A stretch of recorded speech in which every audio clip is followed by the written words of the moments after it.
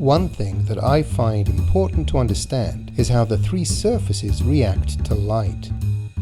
There are two types of readable light. Ambient, which is the light the subject is in. You read ambient light with an incident meter. Reflected light is the light that bounces off the subject into the camera.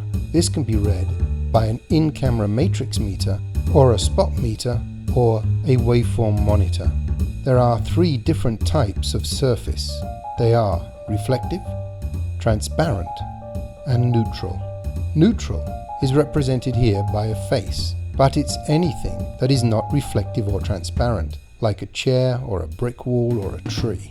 Let's start with this bottle. The bottle is both transparent and reflective. Let's light it from either side. Now, if this was a face, it would illuminate it just fine. But as you can see, the bottle is not lit well at all. When you are dealing with transparent or reflective surfaces, you cannot light the subject, because the subject does not react to light the way a neutral subject would. Let's look at the bottle's reflective properties first. Anything reflective is like a mirror. Let's shine a light into this mirror. As you can see, the etching on the mirror became clear, but the mirror itself did not react to the light at all. This is because it has just reflected the light somewhere else, onto the corner of this bleached canvas from the DOP kit. But if I take an exposure reading at the mirror, it will indicate that the mirror is well lit, when it plainly is not. To light up the mirror, I need to light the area the mirror is reflecting, here. But when I take a reading, the meter is indicating that it is very dark, when it obviously is not. This is because the light is reflected into the camera from somewhere else.